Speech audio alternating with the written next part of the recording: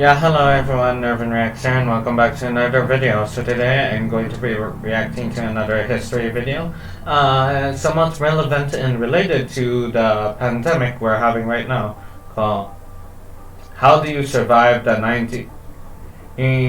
Spanish Flu in 1918 to 1920 by Simple History. It's a great channel. I watched them a lot. Anyway, let's get to it. Let's 3, 2, 1, go. Did you survive the Spanish flu? 1918 to 1920. Actually, the volume is quite loud. It's hurting my ears. That should do it. There you lay in your hospital bed, bitter that you hadn't been able to get over to Europe in time to join the last big push against Imperial Germany that would finally end World War I. You had attempted to join the U.S. Army a few months before in mid-1918 at the age of 16 years old, but was Gee, that's young. But then again, back then they didn't have ID or ID, so they couldn't check your age. Plus, there were a lot of boy soldiers, and boy soldiers are basically like underage men who conscripted into the army. Turned down to being too young and not having parental consent. Not one to be deterred using a forged birth certificate and a forged father's signature on the parental consent form, you managed to get into a Red Cross military detachment as an ambulance driver. But then you feel your luck changes for the worse as you go... Well, at least that's a safe job. I'd rather get a job, something like, an army doctor, or some job in the rear rather than go to the front lines. Down with what seems like a particularly nasty strain of seasonal flu that's going around, and you end up being hospitalized for a few weeks. Crucially, this delays you being shipped out to the front line in faraway France. So when you finally get there by ship transporter, the war has been over for a month. Good thing. That way I don't have to go through the hell of the brutal living conditions of the trenches, not to mention the threat of being shot. You think you would be safe now, as you don't become one of the 116,516 Americans killed in the brutal fighting that was the First World War. But unknown to you, a different kind of horror is awaiting you in France. For this year's flu strain that it's suggested originated in China earlier in the year has spread across America, mutated into a much more lethal variety, and now has its epicenter of infection in France. In those three countries, the news about influenza was suppressed by censorship and self-censorship to maintain wartime morale.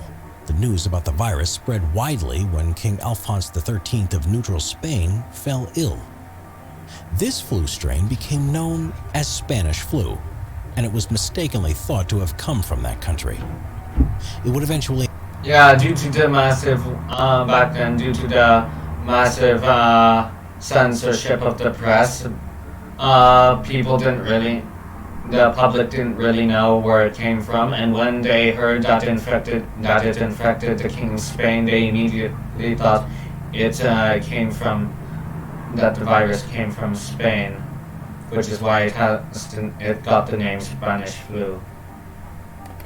Infect a third of the world's population over the next 18 months, kill an estimated 675,000 Americans, and kill between 50 to 100 million people worldwide. This is the modern-day equivalent of the entire populations of the capital cities of Abu Dhabi, Beijing, Bangkok, Berlin, Brussels, Copenhagen, Lima, Lisbon, London, Madrid, Manila, Moscow, Paris, Riyadh, Seoul, Tokyo, Vienna, Warsaw, and Washington, D.C., all dying from the infection. Globally, more people were killed by a Spanish flu than in the First World War. But initially, you were not unduly worried about this outbreak and the increasing number of people around you getting it. For you had survived it already, and even the U.S. President Woodrow Wilson had been violently ill with it, but had gone on to make a full recovery. So you and your coworkers are not... Yeah, there's one thing to know about plagues and like normal diseases, like the common cold. Plagues kill people quickly. If you die, then within like a few days. But if you survive, you'll be immune to it. Whereas in like normal diseases like the common cold, you're not. You can still get infected, however, your immune system knows how to fight it. So, and plus it's not that serious, so yeah. Worried at the moment. The symptoms at first were much like normal flu: fever, fatigue, muscle and joint pain, headache, and lack of appetite, but then often developed into a bacterial pneumonia that caused the lungs to be destroyed and made the patient violently cough up blood. This led the Spanish flu to have a mortality rate which was thought to be as high as 20% of those infected. But then as the death toll starts to rapidly rise and morgues begin to overflow with dead bodies, you start to realize this is more than just your normal everyday flu. So what's the best way for you to avoid getting this terrible strain of the flu virus? Well, even if you got an earlier version of the flu, it didn't ensure you would not get the latter, much more dangerous one. Hoping the government-imposed quarantine would work, though a good and sensible measure, could not be relied upon as this flu strain spreads so fast. By the time its lethal danger was fully recognized, it was far too late and had spread to the four corners of the globe. But if you could avoid public places and limit physical contact with people, this could greatly improve your chances of surviving this pandemic. Washing your hands, especially after you've been out of... See, people, this is why you gotta wear your mask and not in public, especially in times like these right now during the pandemic. And if you're one of those anti-mask wearers or modern vaccine people, then it's not my problem. Good luck trying to survive in the hospital. Because if you think vaccines are so, or wearing a mask is so bad today, then why don't you build a time machine, go back to the Middle Ages and get I don't know, the Black Death. Maybe you'll be thankful that they invented the face mask and the syringe and the antibiotic. Yeah, what do you say about that, you anti-vaccine people and anti-mask wearers? Sheesh, people these days. In public was very important as the flu virus could live on certain surfaces for up to 48 hours and up to 12 hours on clothes. Though bear in mind that everyday soap is of limited effectiveness, as it's good for cleaning dirt away but not necessarily good at sanitizing. Resist dosing yourself with too many painkillers like aspirin, as that could surprisingly save your life too. For at the height of the pandemic, there was a spike in deaths from accidental aspirin overdoses, as people didn't know or fully understand the correct dosage. So reading the information on any medicine you're taking is a must. Sadly, a lot of things you could do to help your survival were either not understood in your day and age, or simply weren't available as they would be in the next century. You would think a face mask would help, but to be really effective, you needed to use a certain type that fits around the mouth and neck tightly. The most common cause of death from Spanish flu was from secondary bacterial infection, chiefly pneumonia. In the future, this can be treated highly effectively by antibiotics, along with a saline drip to rehydrate you.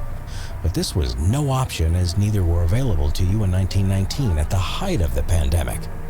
Also, vaccination against this disease was not an option for you either. Though there had been successful vaccines for smallpox and rabies, vaccines were still in their infancy, and it wasn't until the 1950s that viruses and how to combat them were starting to be really understood. Exactly. So if there's any people who think that the current pandemic is like a hoax, and like there's any people who think vaccines are dumb, then screw you. Look at these. Then read a history book and look at these people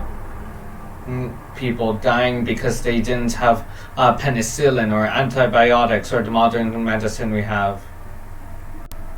Jeez. So if you did become ill, bed rest and drinking lots of fluids were your best way to a full recovery. As for you, you did survive the outbreak and went on to win Academy Awards for animated movies like Snow White and the Seven Dwarfs, and Winnie the Pooh and the Blustery Day, for you are Walt Elias Disney.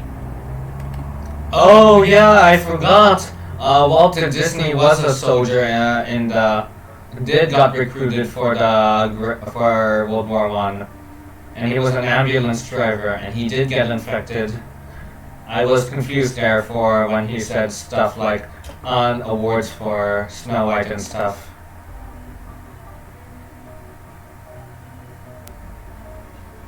Big thanks to... Okay, ad time, and that's the end of that video. So yeah, that was really interesting. I know a bit of the Spanish flu already, because, you know, like history class and also TV documentaries. But I figured, yeah, why not react to a YouTube version one and a more simplified version of it. And yeah, like I said, it was really interesting and really helpful. Now, what was I going to say again?